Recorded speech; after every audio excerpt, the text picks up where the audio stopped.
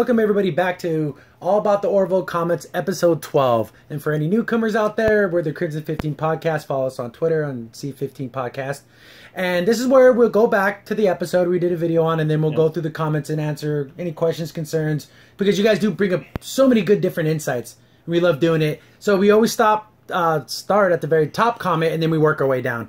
At the number one spot this week is Silifanity Frog. And he says, or she, sorry if I miss any genders like that. I liked the episode a lot myself. It was a good conclusion to Ed Kelly arc.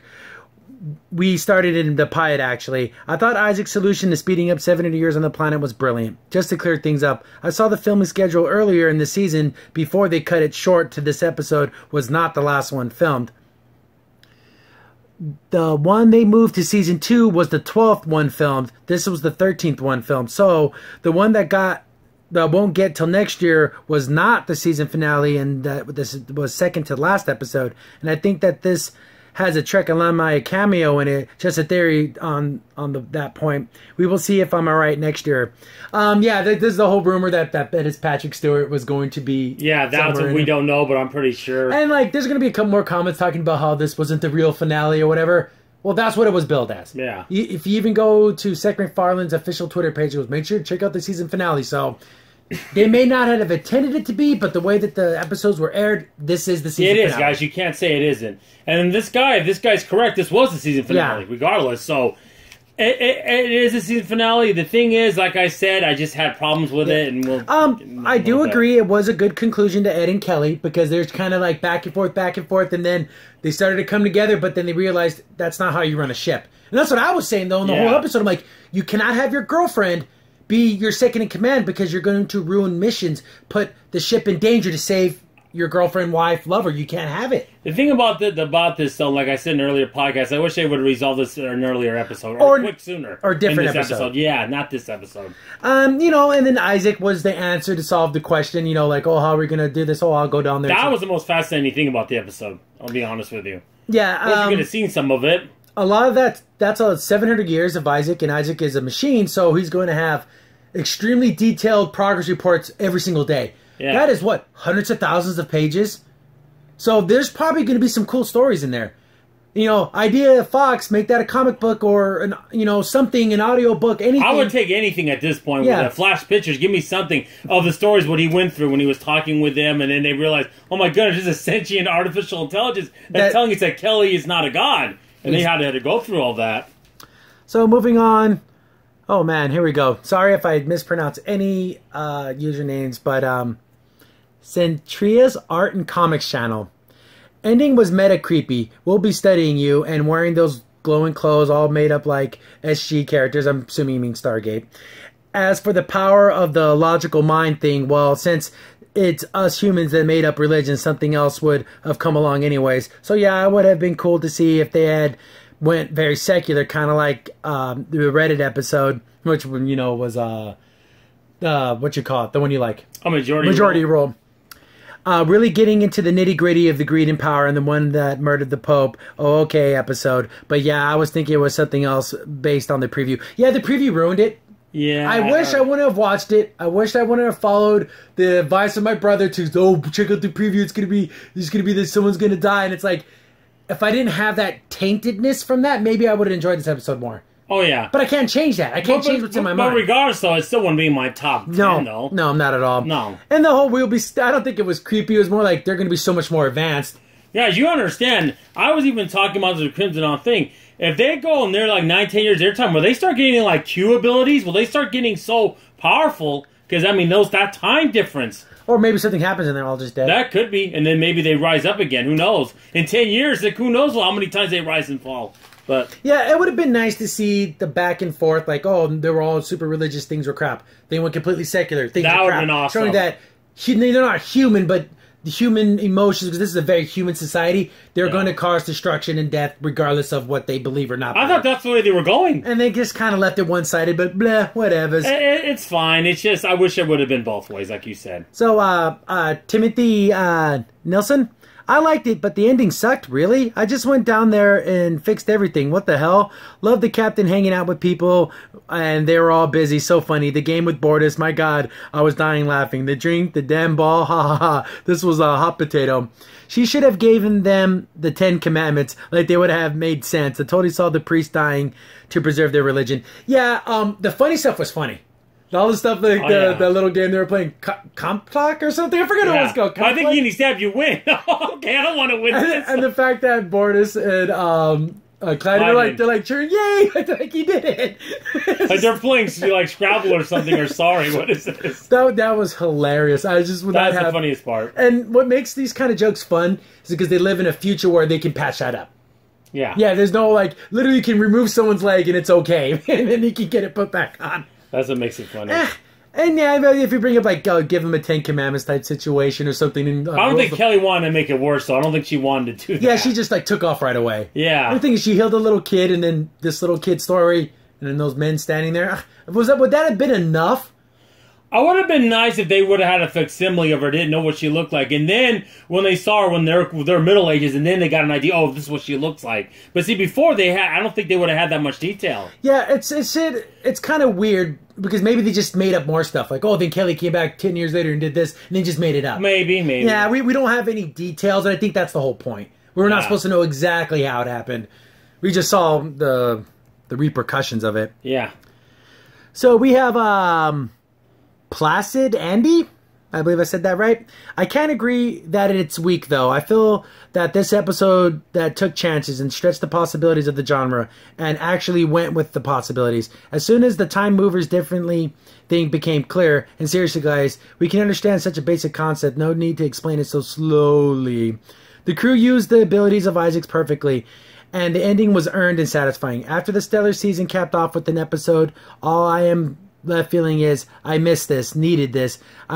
It's the kind of show that deserves to be in the world, and Star Trek isn't going to do it, then the Orville will be a worthy successor. And the whole thing about explaining things slowly, me personally, when we do this podcast, my greatest fear is that I'll be misunderstood. Yeah. So if I explain things maybe a little too rudimentally, I just want to make sure that everyone understands what I'm trying to say. So he was talking about us. I thought he was talking about the episode. See, if you're talking about us, that's just because that's literally a fear of mine. Yeah. That I'm going to say something and like, oh man, no, they're not going to understand what I'm saying. When I talk about my nerdoms, I like to take my time. I like to be methodical. That's how I am. I don't like to rush it. I just think they could have got the Kelly Ed storyline, which is basically the real story that happened in this episode, could have been put in anything else. Mm-hmm. I just thought that the future world, even though it had some cool looking moments, I just didn't feel it. Like it didn't impact me in any way. Well, I didn't mind. I didn't mind the world would look like in the future. I would have been nice to see at least a little bit of the city. It'd been nice to see a little bit more of that, but we didn't get to see it. If that's what you're talking about. Yeah. But the thing is with me is like, yeah, are we a little bit too much of a jungle? But I was talking about the episode, well, they want to explain it because it's different time differentials. Yeah. You have to explain those things. You can't just, here it is, and not really explain it again, you know? And in the same comment, there were some responses there. Again, I'm going to leave out the bad words, but they're there if you guys want to look at them.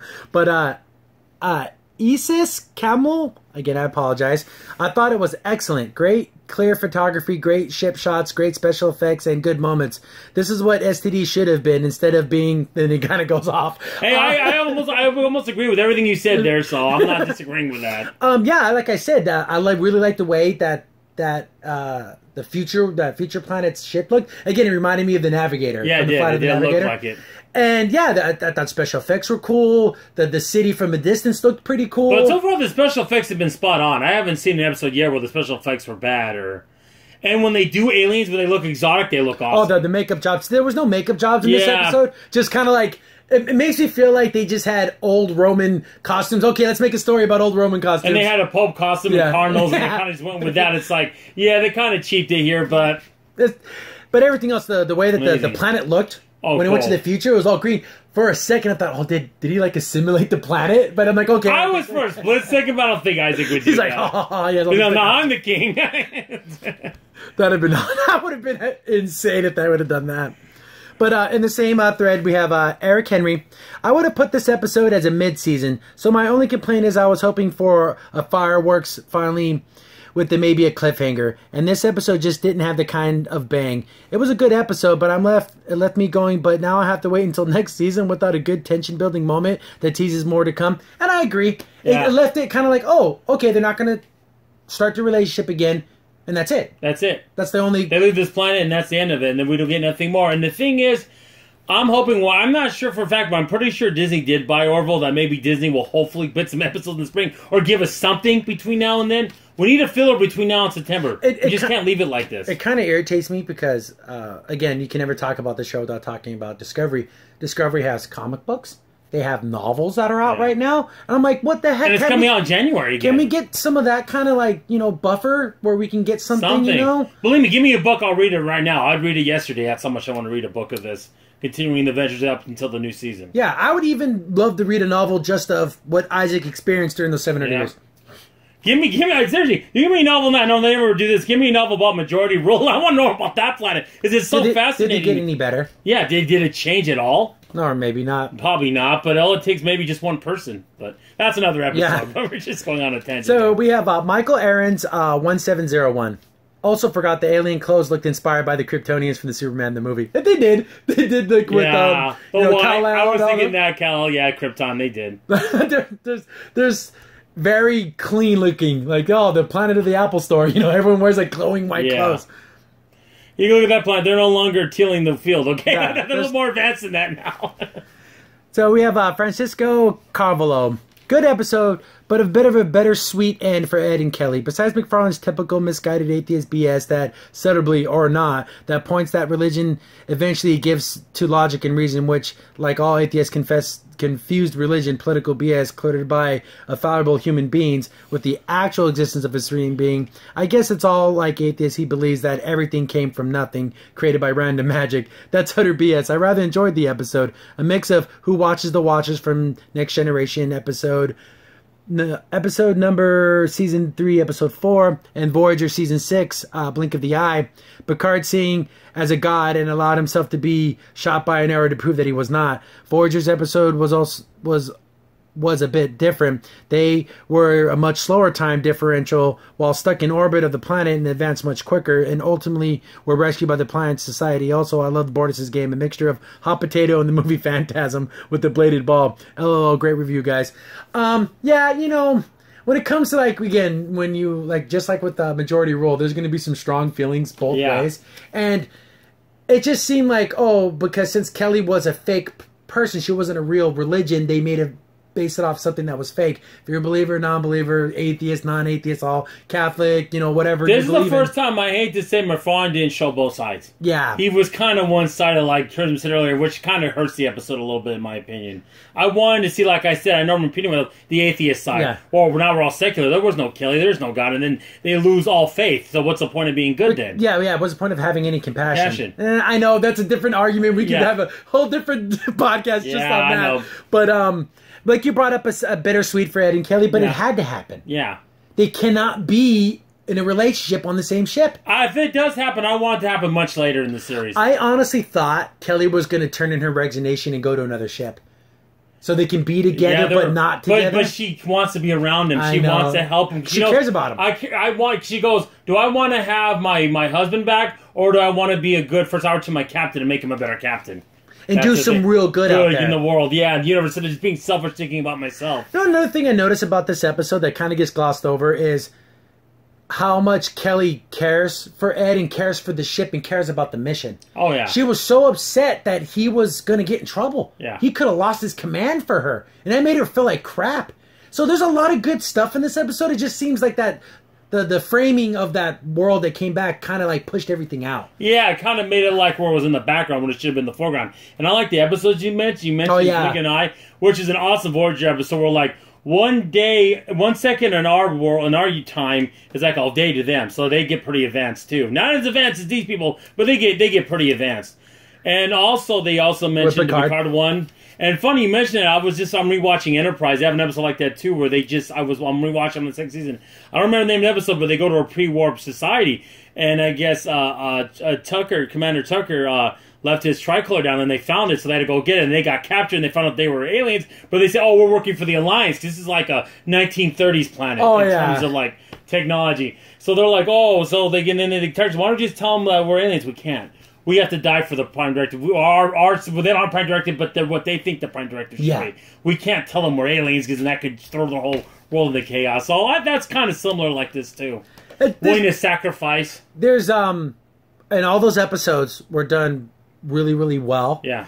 And we haven't had an episode like that in Discovery, but I got a feeling if they did, they'd do it stupid. They can't do the subtlety right. And again, like you said, no one's mentioned this yet, but I don't know if it's in the rest of these comments they do. But Kelly's even willing to sacrifice herself. I'll go down the planet, but Kelly, in years you'll be dead. Yeah. You won't be around. You can't. And then probably someone, I would imagine when Isaac was down there, someone must have tried to kill him. Like a suicide bomber or something like that. I'm saying the first 50 to 100 years were rough for him. I guarantee that. But he's so powerful, they couldn't hurt him if they wanted to.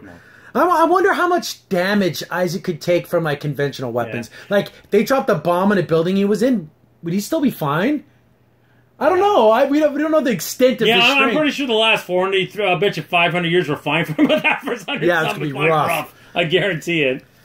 So we have the Bibbo says, ending the season with the weak love episode almost looks like the ploy to sabotage the long-term good of the show. Also, where was Yamfit and Lieutenant Dan's secret mission on the planet Pumpkin? And we mentioned this in earlier thing, was when we thought that Yamfit was going to die. He's not dead. He's super expensive to have on screen.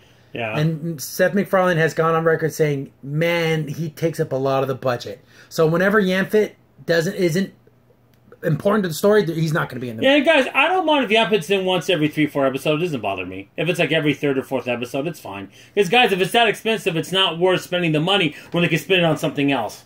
Yeah. I like the character, but with this recent acquisition, maybe the coffers have grown. The war chest has got a little more gold coins in it, right? Hopefully. Oh, yeah, but he's so funny because he's so non-PC. I love this guy. Yeah. What is this bullcrap? I this is a bunch of bullcrap. It's even worse than I've even been in Boris the Clone. Yeah, that's what was crap. That's what crap this is. So we have Swing Dancer 61. I agree with your take on the show. The religious leader who wanted to tell the truth to the people what prevented me from outright disliking this episode. I'm glad that even that guy was like, I guess, like their pope or whatever, and he's like, the people need to know. Yeah. And instead of like trying to cover it up, because I first thought he was going to cover it up, but then of course like his cardinal, I suppose, killed him. But that kind of takes a little bit. But I even said that too. I'm glad that he was trying at least to show one side that was willing to tell the truth about it. Yeah. Regardless of what I felt, the truth is what matters most. Yeah, and they need to know. So we have Phantom Knight. Was definitely a predictable episode until the Isaac left. When the planet reappeared, it looked cool, but like they were all assimilated. Seth rides a hard atheist slant but season 2 should limit the religious talk to episodes with the Krill. For 8 physical hours of TV, we got a great show with great characters, not to mention we know all the secondary characters like Clyden, Yamfit, Chief Newton, Nurse Park, Lieutenant Dan, and Admiral Halsey. I also bet most of us can hum the theme song, compared to Star Trek Discovery, which frankly is just trying too hard to be good instead of just being good. Season recap, no bad episodes, but the weakest was Into the Fold. Doctor episode, except in Voyager, are often weaker. Best was the Firestorm. Most relevant is tied between About a Girl majority rule. Most Trek-like split between a few. Hopefully they beef up the engine room and the main character, now the chief engineer. Hoping for a full 20-26 episode season next year. Enjoy listening and laughing with you guys this season. Be back in January for STD reviews. Until then, have a safe and happy holidays and a new year. Yeah, happy Merry Christmas to you too. Yeah, or Hanukkah or whatever. Anything you celebrate or not celebrate, we hope you enjoy it. Yeah. And I would never. None of the episodes are bad. I wouldn't say like, oh, that's such an awful episode. Just episodes I didn't enjoy as much. Yeah. I think it's kind of funny how you broke it up saying, oh, the most relevant episodes and most Trek-like episodes, because it's hard to say. You have so many favorites. Yeah. I'm being honest with you. Past my first and second, it gets really tough. It gets really hard. Yeah. Because I have my own personal favorites, but yeah, like a top 3 is easy, but after that, it's like, you can go this 4 or 5, maybe you feel kind of bad. I agree with you on the point of Firestorm was good, but I see it as a scary episode. I don't see that necessarily as being a great episode. It's good. It's good for, it shows some character growth. Yeah. Which is good, and has some really cool, fun scenes. And literally it was a roller coaster ride of just thinking, like, what's going to happen next? And once you find out it's a simulation, you're like, oh, good. They couldn't wait to the very end. No. They couldn't, guys. That'd have been too intense. That'd have been too much. So, yeah, we're going to be doing a top 10.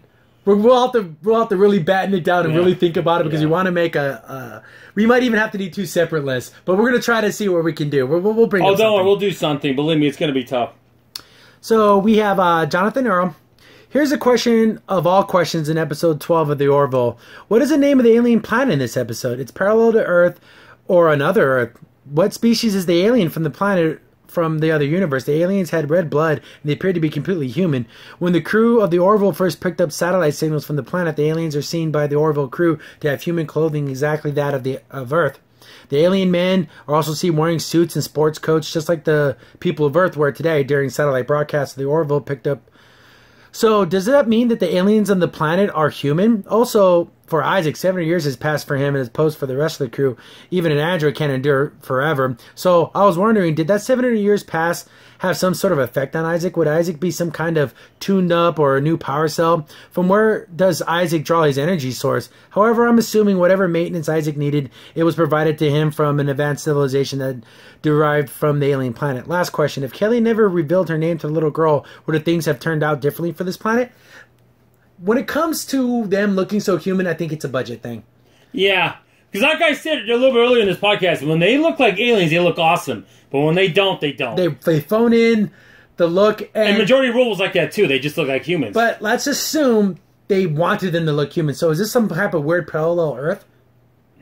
I don't know. I can't say for sure. I don't know. It's definitely humanoid, but I wouldn't say it's a parallel Earth. I wouldn't say that. And I'm assuming much like... Great questions, by the way. Yeah, great questions. And again, because they wore suits, the way they talked, their mannerisms, everything was so human. I don't know if that was a choice McFarlane made, or if that was a choice of like, okay, but budget went to other places. Or maybe they're also saying, too, just the fact Kelly revealed herself and she said the name, maybe they said, oh, that's how we're supposed to look, and maybe they started to emulate a human look. Yeah. So maybe that was so influential, maybe influenced the whole planet for millennia. For the 3 minutes that she was there. I know. That's all I could think of on that point. And for Isaac, I'm pretty sure he probably even has like protocols for like solar charging and even charging off of whatever basic energy grids he they said might that have. he can last for millions of years. That's how. Yeah, he said his frame is strong enough to last. So 700 years is nothing to him. That's like a 700 year seconds, Captain. Yeah, exactly. And let's see what else. If she didn't reveal her name, maybe it would have been like, oh, the lady from the stars or something. And maybe it might have died out. Yeah. But since they had a name, it kind of gave it more. But there's a lot of religious things, like even though, like, oh, the Lady of Guadalupe and things like that, where they would have just gave her a moniker. Maybe, but it would have had so much lasting power. Maybe not. Maybe not. Who knows? That's a good point, man. It would have been strange to do like these kind of like what if type situations. But Jonathan Earl continues on. Another great episode for the Orville, episode 12. I've seen an episode or two like this from both Next Generation and Voyager. If I can find out the episodes they were, I'll post them in a later comment. This episode reminds me of the 2005 sci-fi movie The Sound of Thunder, which is an underrated movie. Another one could be like Back to the Future. That does make sense, how you went back and changed something. I get it in a little bit of a way, except for this world is only moving forward. Yeah, except they're more like the time travelers, and we're not. They're just waiting there. And you bring up the episodes. We already talked about them before. Who Watches the Watchers? Spirit Folk, Meridian, and The Sound of Thunder. I've never seen that, but he goes on to kind of give a little description. When the scientist sent back to a prehistoric era strays off the path, steps on a prehistoric butterfly, he causes a chain of events that alter history in dangerous ways. That's kind of where the butterfly effect comes from, you know. Yeah. And they even made fun of that in The Simpsons. I know you're going to mention that. I was thinking the same thing. That's my level of knowing this stuff. Take it for a test toast. But, like I said, they've done this story, has happened before, but they're always they're always enjoyable. I really liked the Voyager one. I think I probably liked the most out of all of them. Oh, yeah. Yeah, definitely. I thought that they did it really well. I also like the one with also, if you want to mention, no one's mentioned the episode with the Kremen, where he has that time ship that can shoot things and make everything pre-civilization. So it has a lot of time paradoxes with. And every time he tries to change it, he can't bring back his wife because he's the paradox. Yeah. He's got to change himself. Oh, that's such a sad episode. Yeah. But then he gets his wife back. Because, and then like the thing is, like, it's 99.999%. He's like, no, it needs to be perfect. Like,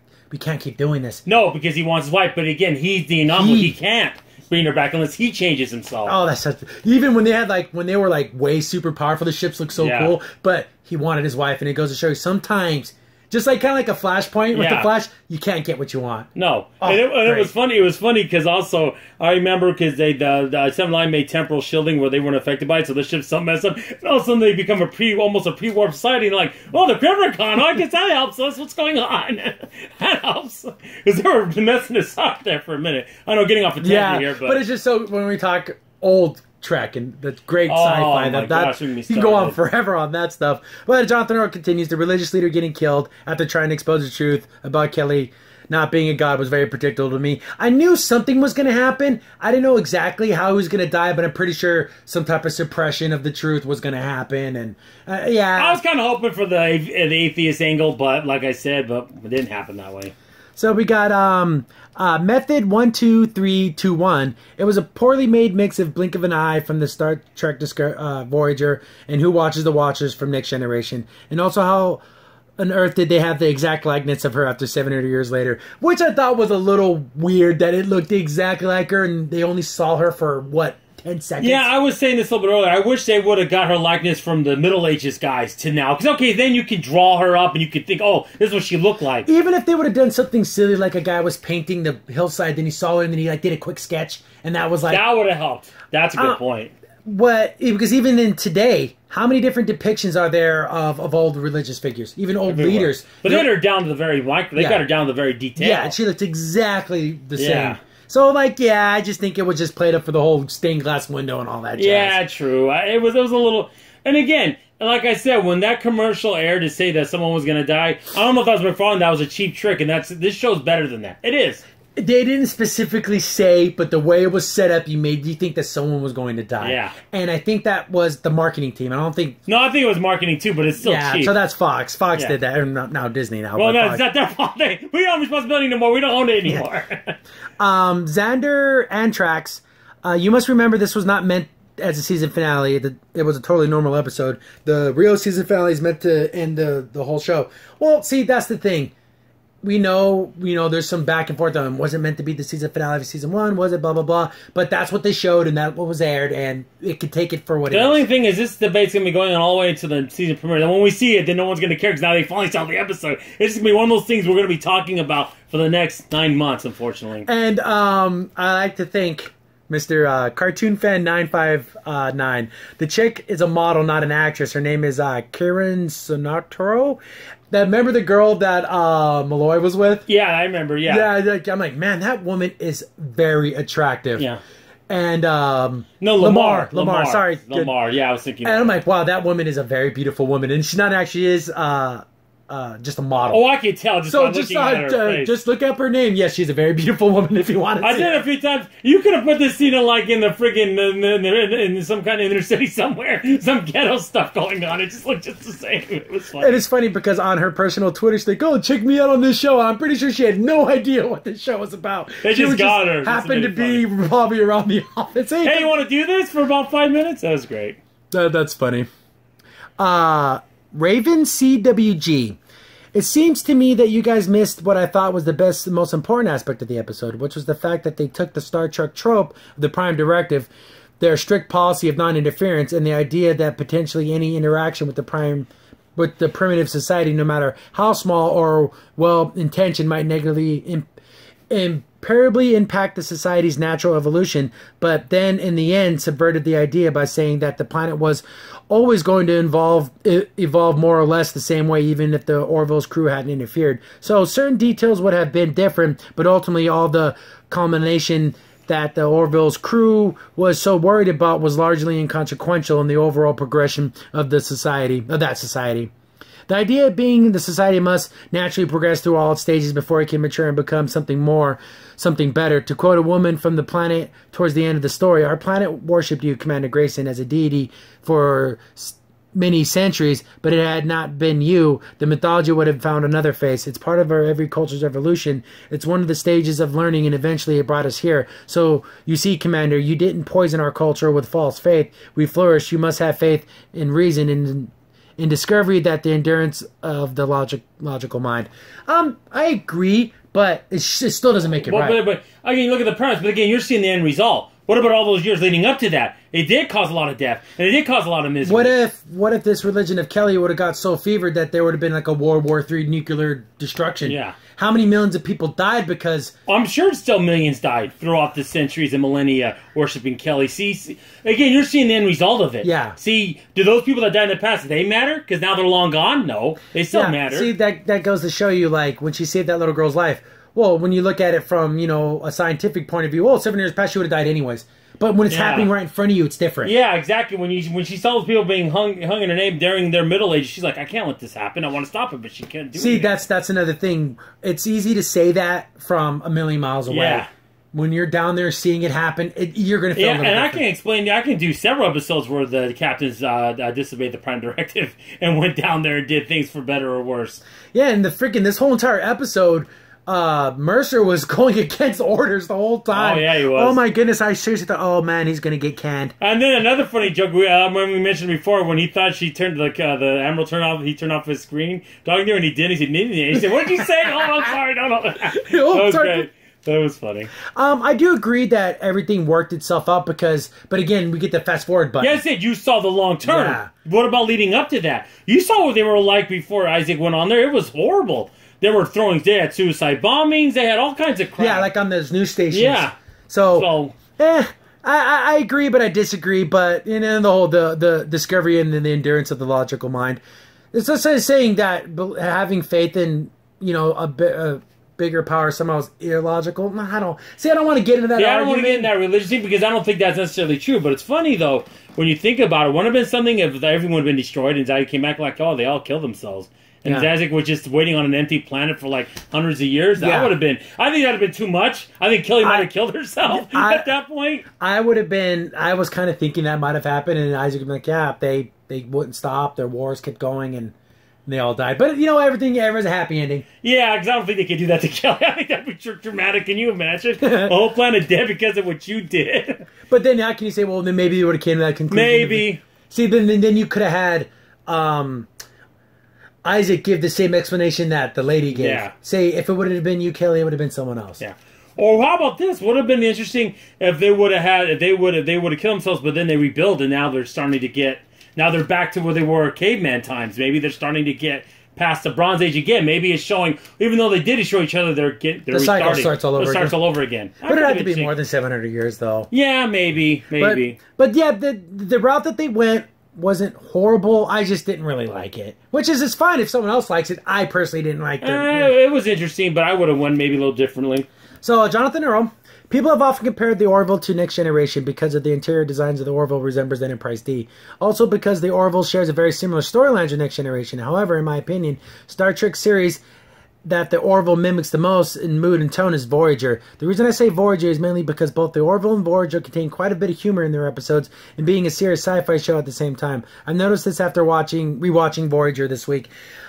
It's funny thing is because I would have to say that Seth MacFarlane is a huge fan of all Trek, so he's probably taking bits and pieces from all the things he likes, to say that, and then brings it together in his show. Oh yeah, he's getting the best elements, definitely. And yeah, I can say that there was a little bit more, even though the situation that Voyager was in was dire, they had to do things to alleviate, because if you start thinking about this long voyage home, you're going to go crazy. Well, Tom Paris is probably what you would consider the comedian thing, but it's funny in a normal way. Yeah. Not like a MacFarlane, the little zinger way, It's a different kind of humor. It's a little bit more subtle in Voyager, as opposed to this, MacFarlane's going to bring it in there. Yeah, where the funny gets dialed up to 11. Yeah, it does, yeah. So we have Cody Banks. I hope I'm saying that right. Okay, for those of you who watched STD, don't forget to go to your doctor and get your antibiotics and antiviral drugs. After the 4th episode, I stopped watching it immediately and ran to mine.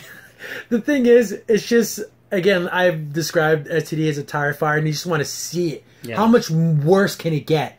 And it just literally treaded from horrific to back down to horrific. Yeah, literally when it's the science stuff and Michael Burnham's a scientist, it's okay. It's below average. And then, oh my goodness, to get back to virtue signaling, and she's the best, and she can't ever go on a mission. She's too important. Oh, I just want to smash my head in. I don't want to hear that anymore. It's ridiculous. It would be funny to see one of those characters on the Orville. Like, let's say that the chief engineer from Discovery, he's such a jerk. I wonder if they would be like, they would confront him about it. Oh, you would. And the Mercer would be like, excuse me, I don't even know the guy's name.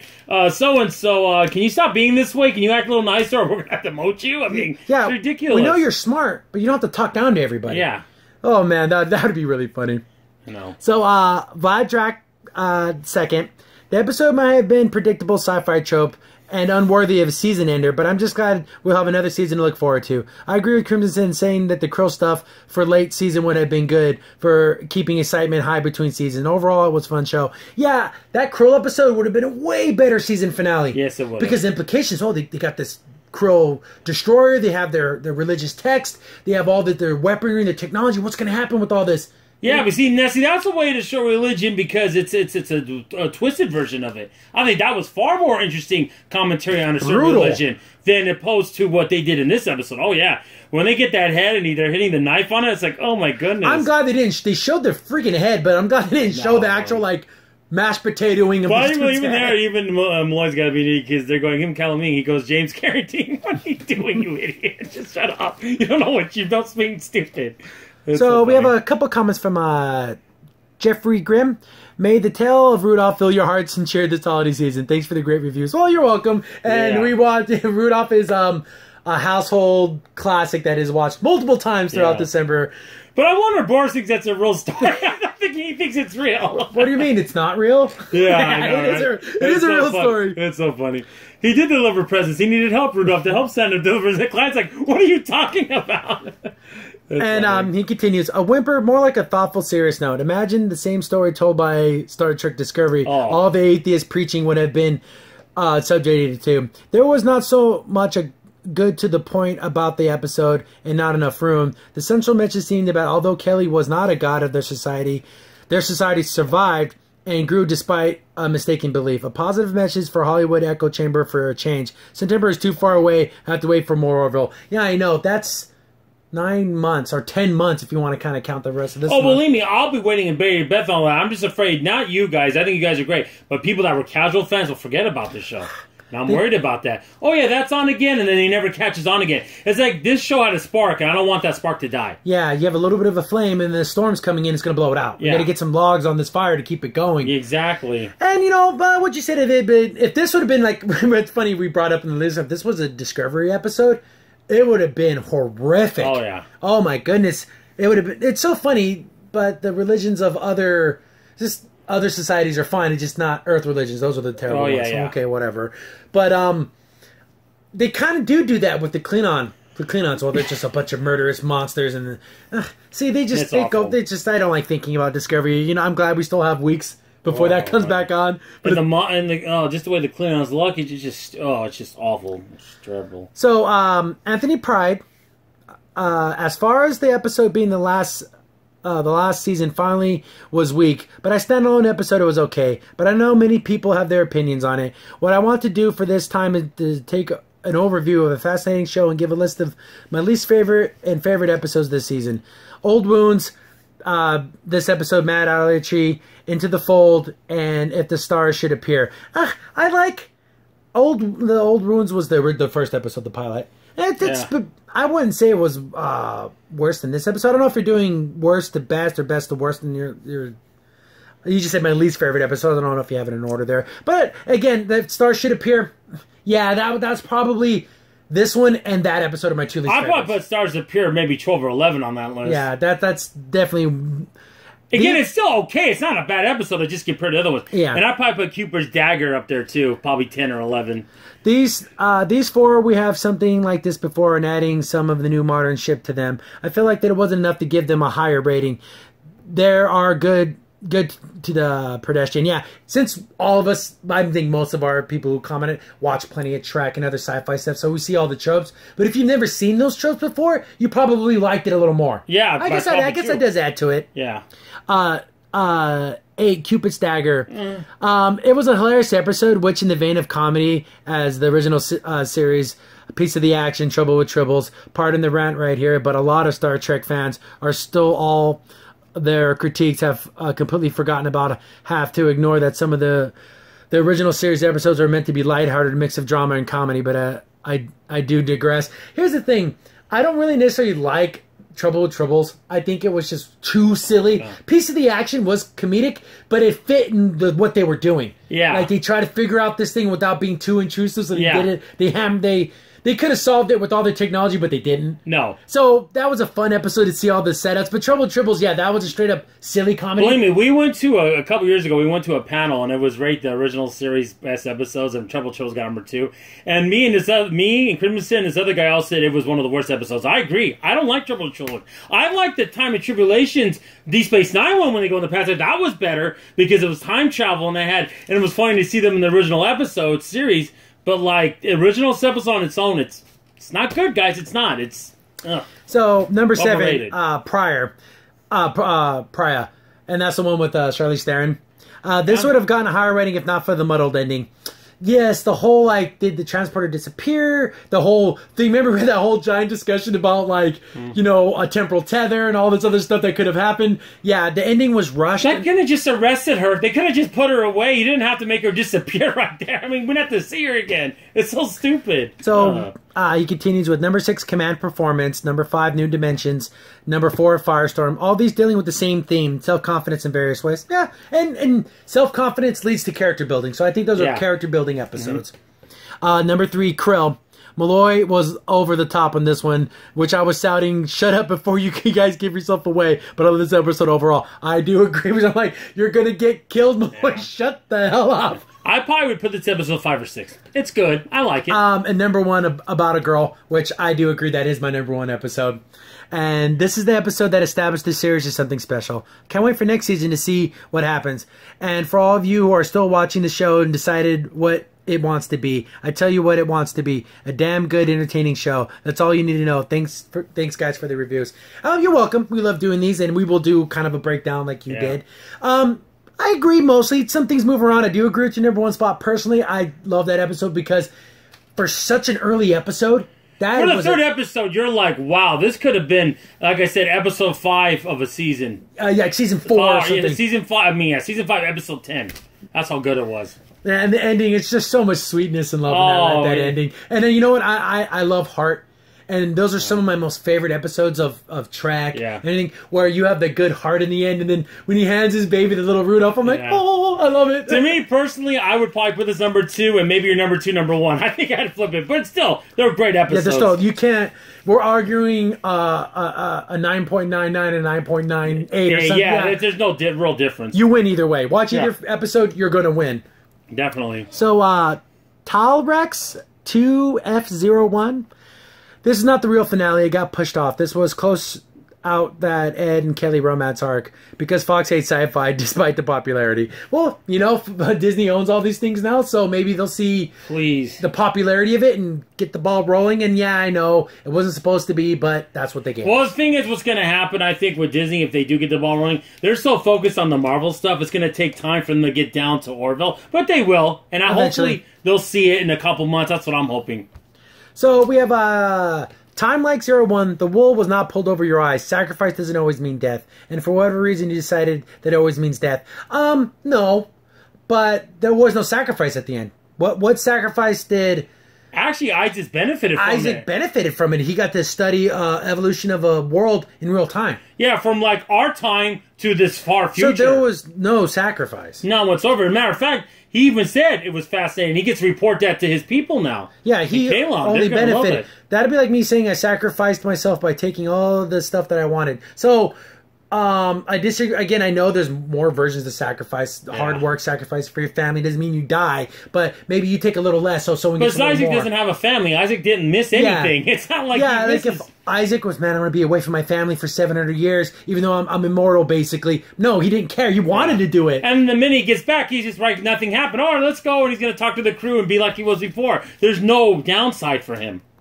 And they continue on. I don't think this episode was an anti-religious message. It's more of an anti-interference message. But even so, certain characters in the show said those people would have ended up with their own extremist religion without Kelly's interference.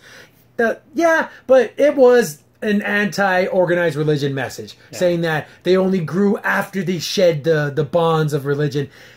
Kind of. That's what I feel. That's what was the message. But it's funny. You notice what Isaac said. I didn't do much of anything. He probably just showed up. He probably didn't even really say that much. He just was just there to show them that what Kelly is the wrong way of going because she's just a person, just like you.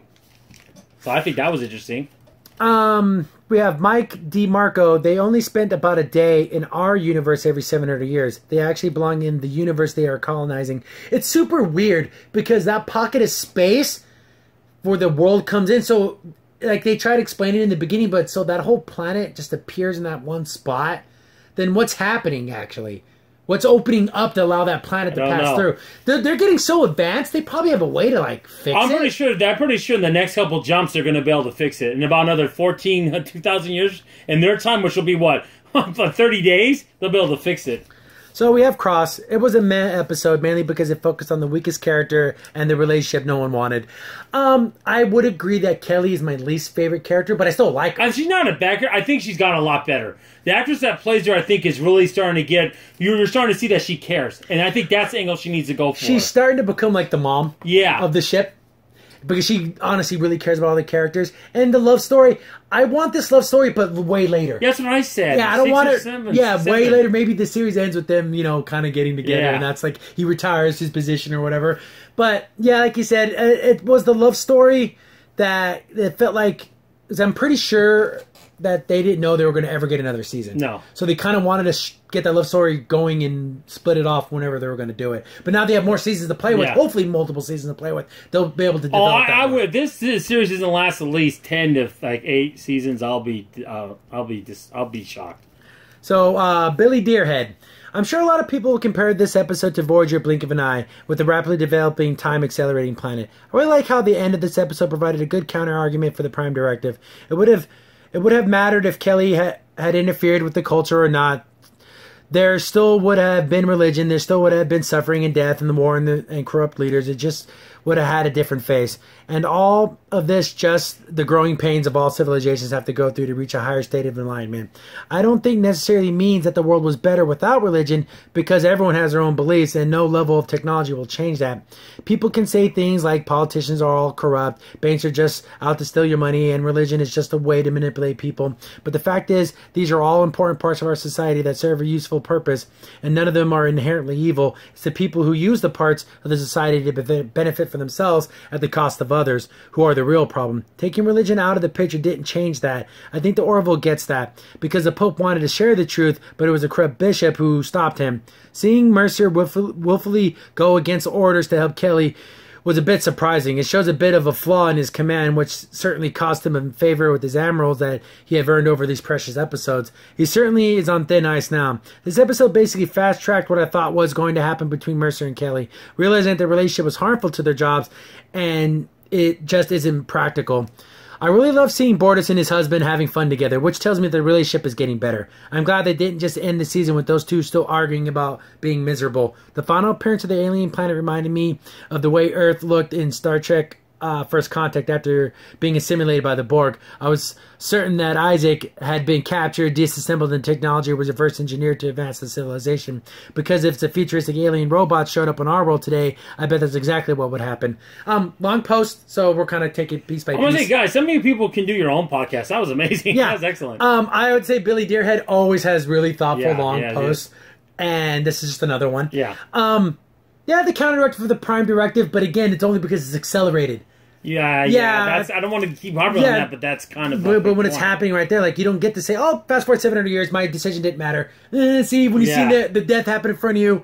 Exactly, and it's funny that you mentioned about, like, the fact that you mentioned Star Trek First Contact, but that was after World War III. I mean, they were devastated at that point. Yeah. Earth was just factions at that point, so I think they're more like our time. I don't think necessarily I would say First Contact. The way the planet looked when it was all green, I thought, "Oh, Borg!" I saw the green color. I was thinking, I kind of, now you mentioned it, I was thinking this subconsciously, but you might be right. I was thinking either they reverse engineered Isaac or Isaac took over. Yeah. And I thought, no, it's going to be the third option. It's going to be peaceful. I want to take the thing when the ship is hailing them and just plaster over the audio of resistance is futile. No, we screwed it up.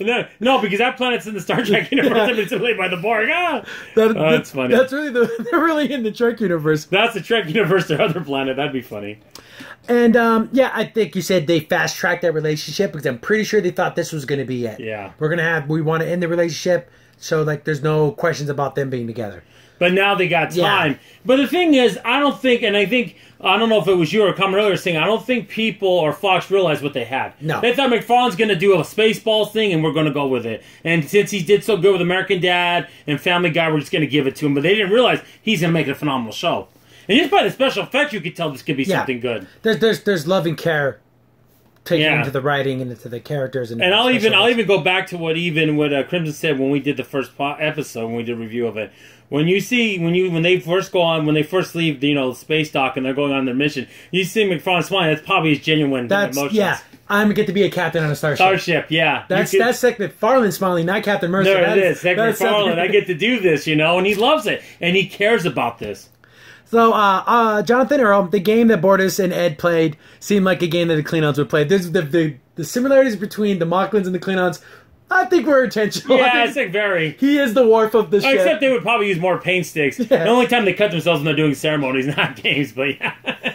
So, again, like they brought up the seeing, in the previous comment, seeing Bortus' relationship look a little more happy. I'm glad. Yeah. I'm so glad because I want them to be happy together, even though they had a rough patch for the kid at the end, Bortus accepted it and he's moved on. I think they're finding their rhythm. Yeah. But, he's going to be working, the baby's crying, but the baby's going to get more self-soothing and it's going to get better. And then since this is the last episode of the season, we keep going back to previous episodes, but I also like the fact when Klein was first unhappy and he gets Rocky Road and he's watching that musical. Yeah, because he's so depressed. It's on the music. That's so funny. I love that. 16 going on 17. That was so great. We have a couple comments from Jerry Berglund. I apologize if I messed that up. Sure, I think you're a little nitpicky, but I do agree with the religious is a problem. You get the message to think that it's a message and think it's a good message. Most of the wars have been done in religious names, even though it wasn't. Jihad's Kuwaiti War, Iraq, Iran, and so on. Many actually was about oil, but they never gotten to their people on it without calling out a good. But if it had nothing to nitpick, that should have been a two-part episode, but it went kind of fast. There hasn't been a two-parter. No. And I was kind of thinking that this might be the first two-parter to kind of keep that. I thought so, too, to get a cliffhanger. But that's another thing, too, about Orville, I will say. It's not a complaint they do a good job of it, but it always seems like, man, this can be two-part. They have to wrap this up in 10 minutes. Crimson said it a few times. I've said it a few times. Yeah. But they always seem to do it, because I look down at my watch, I'm like, they got 5 minutes to wrap this up. Come on, boys, get it going. I know, and they do it, but it's like, wow, that's an interesting way of doing it. It feels a little rushed. Like, man, I wish there was another episode to make this. But that's a good thing. We want more. That's just we want more, not less. But saying I agree that religion is the problem. See, the thing is, in previous posts, people say it isn't the religion; it's the people. We're flawed. Yeah. So if you think, because again, if you were to actually follow most peaceful religions, you wouldn't want to go to war and hurt people. But I digress. And then they wanted to the whole thing because I don't think they want to get too much in the minutia of that. Like, why are they also fighting? What's the underlying reason? They don't want to get into all that. So. It was a planet they saw, and they saw it evolving. That was basically the... he continues on. By the way, they did use witch trial methods, and it was kind of cruel. Those cuts, the unbelievable thieves and the murderers let them bleed out. It's in the sense the same thing they did in our own medieval days, which to throw witches and warlocks, those who've been blamed of this, into a lake, and if they float, they were guilty, and if they drowned, they weren't. Here it is a little different, though. If they bled out, they were guilty, and if they were saved, they were not guilty. And then the whole thing about that is if you floated, you're using your witch magic to save yourself. And if you drowned, they did that because it's like a second baptism, and that was supposed to, save you. It's about all that jazz. So it was that very, Here's the thing. In the Salem witch trials, there were people that floated. In this trial, no one was ever saved. No, not a single person could have ever... The way they set it up, they all died. They all died. There was no saving them. It's funny that you mentioned those dynamics. As you mentioned, I know I don't want to go off a little tangent here. You mentioned the Salem witch trials. Actually, in this, I know this isn't exactly canon. In the Star Trek cartoon, those are actually aliens. Yeah. Back then. So it's a funny story. So they did have powers. They have powers. I know it's getting off on a little tangent there, but I thought that was funny. See, there was alien interference. See? And the devil's actually a good person, which no, he's not. But okay, we'll get it. It's very odd. It's a very odd episode. Yeah, watch the cartoon. They got some interesting stuff in there. He continues. I actually think Ed and Kelly isn't the end. They still have feelings. They kind of think that there was a cliffhanger in sense. I'm the only one who wants them to get together. I mean, not like Fox and Diana, but kind of like I wanted them to have this electricity, but not really getting together. Though I guess they did it did in the end, but they did also split. I kind of thinking it's Chuck and Sarah thing, and when many of Chuck shows cliffhangers were the relationship to each other, I kind of liked that episode, but it was bittersweet, and maybe that's the problem some could have. It ends sad and not hopeful. Well, here's the thing, though. It's not like she went away. No. She's still there. Yeah. And they admitted they care about each other, but they can't be in a love relationship. No. Because they need to be captain and first officer first. Yeah, definitely. Not boyfriend, girlfriend, husband, wife, lovers. That has to come later. And they understand that. And it's a hard balance to do. It really is, especially when you're the superior, the captain, and she's your first officer. It's kind of hard to, because what if another situation came up where he has to send her on a dangerous mission and he doesn't want to now? See, all these problems can arise because you're together and you can't have that. Or if there's something that she needs to do and he doesn't want, like I said, it's too dangerous. Yeah. See, you got to send your. That was like, again, that kind of reminds me of Next Generation when was it Diana Troy? We're talking about Captain Troy when she had to take that. I think it's the same thing. Test. She has to send an officer to his death. Yeah, she has to send LaForge in there because it was high radiation. He would stop the war core breach, but he'll die because the radiation will kill him. But she had to do it. So would Mercer be able to send Kelly to her death to save the ship? I like the fact that she passed the test, but she's like, I don't want it. Yeah. Because I don't want to have to make that decision. You know what? That's a command decision. Yeah, it is, definitely. So, yeah, I was totally thinking about that. That's why we're on the same wavelength there. That's funny. Here we go. Next one.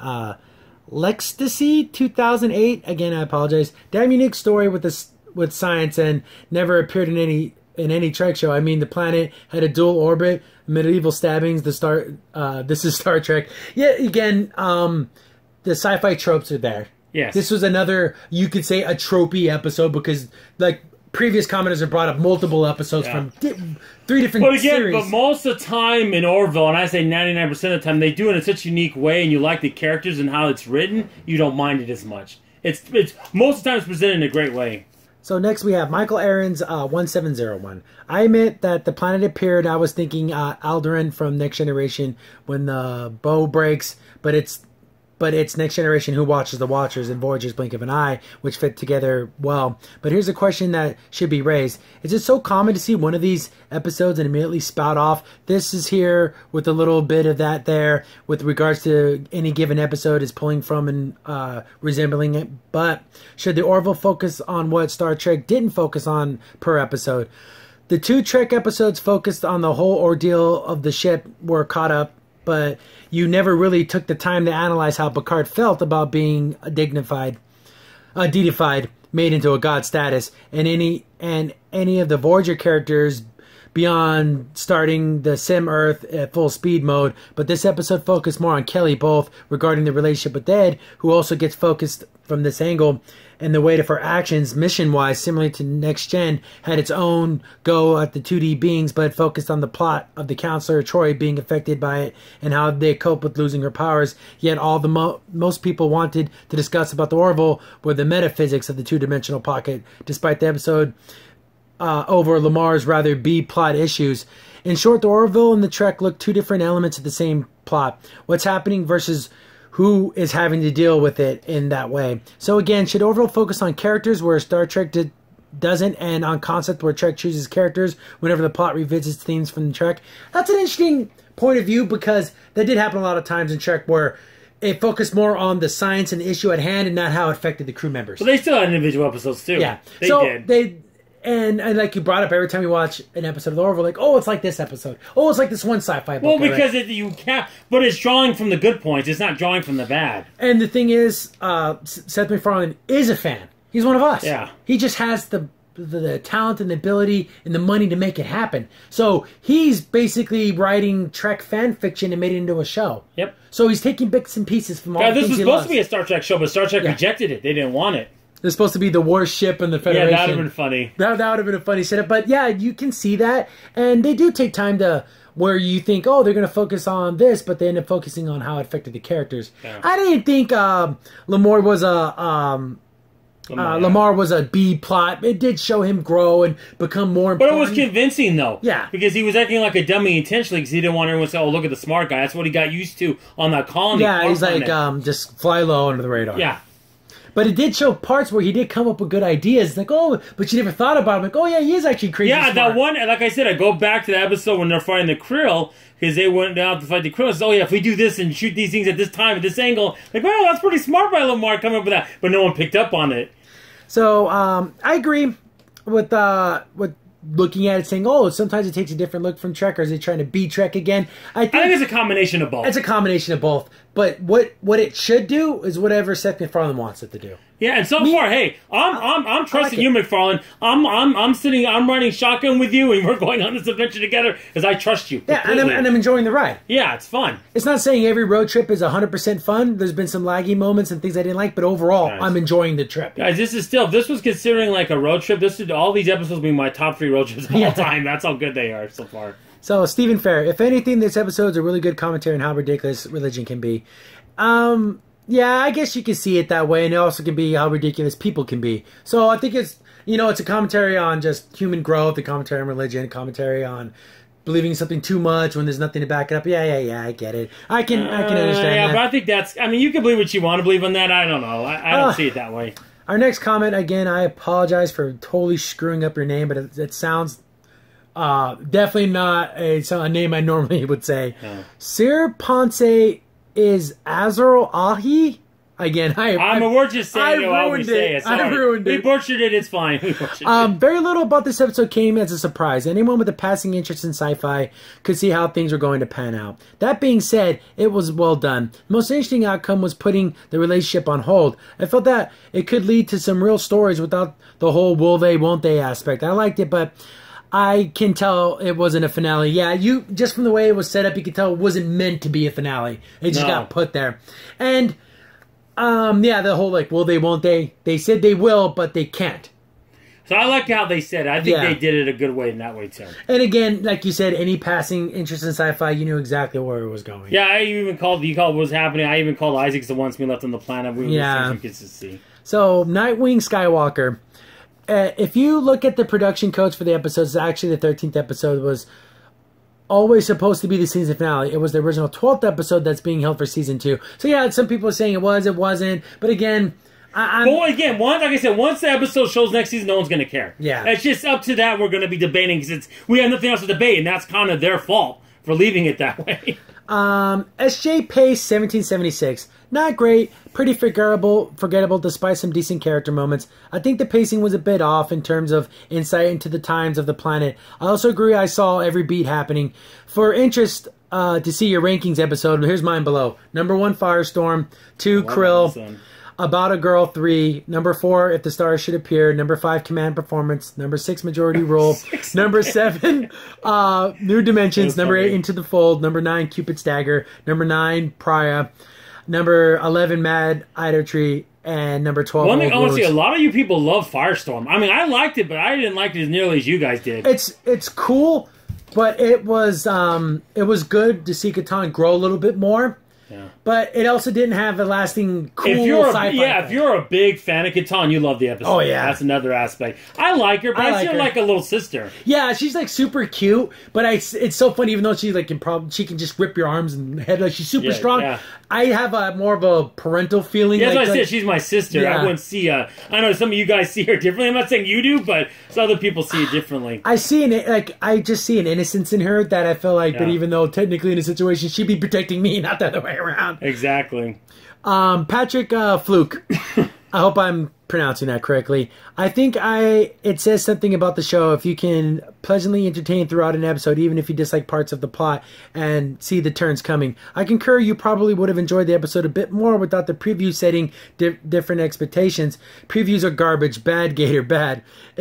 For one, can't wait for the next season. The execs at Fox pretty much owe MacFarlane their firstborn at this point. Unless season 2 somehow turns around and overwhelmingly positive fan reactions, I don't see the show getting going away anytime soon. Hopefully, with the recent acquisition by Disney, there's more money to be spent around. Maybe some more projects can get off the ground, and then the Orville can sing, "Hey, look at these great reviews." Exactly. Even though, like even to this day, like it has a bad Rotten Tomato score, but if you look at the individual episodes, they're all got good reviews. This is another broader point I'm saying about today. I'm starting to see when I see a bad score from critics and see a high score from fans, I'm more excited for something. When it's the other way around, I'm not. Yeah. I think maybe there's another agenda going on. Because they're usually pretty equal. But if you see like a 10% and 90%, there's something going on here. Yeah, there's no way it can be these two divergent things.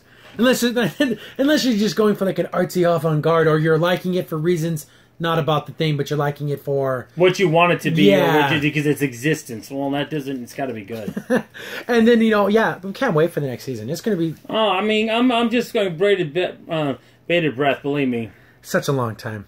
So, Passerby 5. There's a reason to believe that this is episode 12. The pre-ultimate episode was moved to season 2. Check out this Reddit post. This means that Idolatry is and always was intended to be the season finale. As for the religious part, the two visitors with Isaac consider religion to be a part of the civilization evolution and development.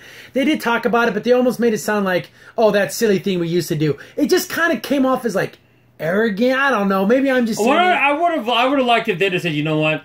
We still have religion, but we do it as a spiritual thing, but we don't make it to every aspect where we're going to hurt people because of it. I wanted at least that would have been interesting, but it's not you anymore, Kelly. It's a higher spiritual understanding of ourselves, and we believe in that higher power. Like, it would have been nice. I know it would have been a little heavy-handed, but I would have been interesting if they would have did that with it. So, we have Decan74. Maybe it's just me, but I don't see the religion as a bad or no religion is a good thing, or there is one religion because it never showed or said there was only one religion. There may have been dozens, with Kelly being the largest one, but they didn't. We can assume, but we can't. I think it was more where I could tell from when I saw their broadcast when they were in our times, or like in our time to develop a civilization, that maybe people interpreted Kelly differently. Like, oh, I'm the real way Kelly thinks. No, I'm the one, and it was that kind of interpretation. My interpretation of what Kelly said, which I think it was more like that. That's what my gut feeling is what it was, as opposed to there were different religions. I don't think there were. They didn't say either way, so we can only assume. Yeah, but that's what I'm getting because they didn't say. They would have said another religion if that had been the case.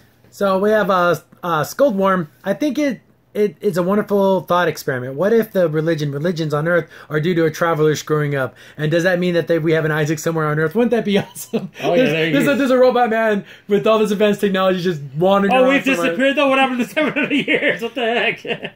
That's funny. Trova? Think about it. Even though they had religion, they still came to have the space travel technology. I feel it was saying religion didn't hold them back. It almost seemed like, oh, it's just something you have to go through. It's like growing up and losing your teeth. Okay. It's something. It's a pain you have to get through. This is such a thing, and I'm going to mention this now, but throughout history, we've seen societies without religion at all. It doesn't end up well. It ends up really bad. Because then you get people that say, if you only believe in, I don't want to get too political, the state, the government, or an individual, they could take away your rights. They could take away your God-given rights. And I think that's a horrible message. People have died. Millions have died because of that. Yeah. So atheism isn't exactly the way to go. But they always it wasn't perfect atheism. Okay. Well, not to get into the big religious argument, you're never going to get perfect anything. No. Just like in a perfect religion, people wouldn't hurt each other. But no. Human beings are human beings. Yeah. So you can kind of see it as like growing pains, like that's the way that they kind of described it. But I don't know, maybe because I don't have a fast forward 700 years button. So I can only go off of what I feel and what I know now. Exactly. But that was our last comment. And thanks all of the commenters for the thoughtful post. Again, I say it every single time. I just really enjoy the different viewpoints people have. And I learned something every time. I read your comments and I learned something. That's so cool. And then also I want to mention briefly another episode you wanted similar that I just thought of now on top of my head. I was going to mention this earlier. But there was an episode in Enterprise when they were going to fight the Xindi, and they were in that part of space that was being transformed by those people. Well, there was a group on there's a planet that believed that the spirit builders made those things, and those were sacred. And this guy was kind of like a terrorist, like, we're going to take your ship and we're going to end the war and we're going to have peace on our planet. When he goes down there, both sides nuked each other. The world's been devastated. Well, I thought you were going to bring peace. Your thing, yeah. See? By destroying this religion, I'm going to bring peace, and it did nothing. It did nothing. So I didn't want here in the Orville, I didn't want the world to get destroyed. Yeah. But I would have liked to have seen, maybe in that Isaac report, we'll get... Yeah, but we have seen that in sci-fi. I just want to point that out, that you saw society destroy themselves because of that. Yeah, trying to free themselves. Oh, because basically, it came down to that they thought the spirit builders build the spears in 7 days, and the other one 5. Well, that's stupid. Why are you fighting because of that? There's some wacky stuff like that happens on our Earth with religious interpretations that people have been fighting over for 500,000 years. Yeah. But it's just, again, if this was a regular episode, I would have. I think we'd bumped it up a little bit higher. But since it was that quote unquote season finale, it just makes it a downer. And then it kind of makes me, because again, it did have that bittersweet ending, that we have that bittersweet feeling to lead us 9 months from now. I'd rather have had something cool and exciting like the Krill be that episode to ride 9 months on. I mean, the show this good shouldn't have such a long break that you can actually have a kid. Okay? Yeah, you gotta have a kid. That's how long it is. Come on, it's ridiculous. Come on, guys. Some Orville babies. Yeah. But this is going to be the last video for comments in a long time. Last Orville episode reviews and stuff for 9 months. And that's kind of a downer for us. I hope you guys stick around. Yeah, because a lot of you guys will just watch these videos. I hope you watch our other videos, because we don't want the flame to die out because of what they're doing. You know? We want to keep this going, and we want to, when it starts up again, we want you guys to be here if you're not watching our other videos. But we hope you do, though. Yeah, we still do videos weekly, and we're going to do a couple maybe Orville-themed videos, but there's only so much you can do with just one season. Yeah, especially so little episodes. If this is a full 26 episodes, we could do a little more. And for if anyone, you know, we always talked about merchandise and stuff, there is official merchandise on the Fox shop, but it's kind of that generic merchandise. But if you go on like fan websites, there's some really cool shirts out there that fans made. Yeah. Even though they don't have the license to sell them, but I want it to go to Disney. I want some Boris ears. Yeah. I want Boris Mickey Mouse ears, right? That'd be great. Yeah, definitely. That'd be cool. With, you know, like we brought up a couple times with Disney's acquisition, hopefully maybe Orville gets a little more money thrown its way. I would even take a motion comic, anything. Give me a book, give me an audio, something. Yeah. Little videos, short videos of what their daily lives are, something. I wouldn't mind even like a bi-weekly Isaac's report from that planet. That's like 2 pages long. Oh, man. I would know, honestly, if they did that, it would bump up the episode a lot for me. It's like, oh, now we're getting the full spectrum what he did. Now we're getting what those in-between guys. I'm more interested in that. And again, it was a little touching when he's talking to him, okay, now it's going, and then he was gone. Yeah, like, it's like, oh, he's gone. And, like, you could see when Kelly was looking out the window, she's, like, holding her drink, because it's the longest 11 days of her life. Oh, my goodness. Because what if they get back and Isaac got killed or something? Oh, she would have... Or the planet's gone. Yeah. Or the planet got destroyed. They nuked each other. Something. You don't know.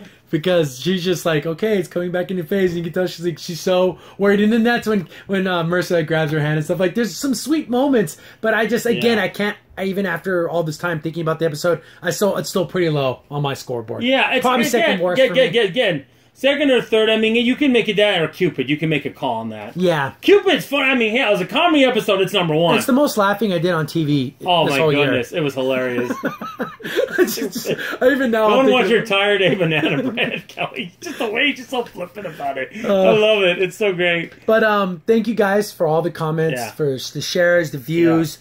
These videos are starting to get longer and longer. That just means more people are commenting. And that's a good thing. We want it. And again, I know you guys all said I should do reviews of other shows. Maybe I'll do significant episodes. We'll see. I don't know. Some shows I watch. Yeah, because maybe Gotham. Maybe we'll see. There's some bigger stuff going on. Some big movies are coming out. We haven't seen Star Wars yet. Yeah, but we're gonna go see it probably tomorrow. So, we'll do a review on that. We'll have more stuff up. Just make sure to follow us on our Twitter. It's still very small, but C15 Podcast. On Twitter, we're going to be posting more things there. I post when videos are coming up and ideas. Like, I finished Ready Player One, the book. Maybe I do a video review of that book. Well, we'll see. Anticipation. And he only told me parts of it, so he'll be more the one doing it, and I'll just comment on it. So, again, we love every single one of our viewers out there. Thank you so much for making this so much fun, because literally these videos aren't possible without the interaction. Yep. And there's such good interaction here. I've never met a better group of fans than I've had just in our little podcast. I'm so glad it's throughout the episodes too. I noticed a lot of the trolls or people that are super negative are kind of going off the coil, because I think they were kind of not trying to bait us, but trying to get us into other things that we didn't want to talk about. Yeah, and we kind of avoided that, so they're kind of like, oh, we'll go on to something else, which I'm kind of glad, to be honest with you, that we have that now. So stick around. We're going to have videos every week. The Orville stuff's going to slow down, but we can't do much about that. But I've been your host, Crimson Sin. Mid 15 PCA. Thanks for watching. See you later. Bye.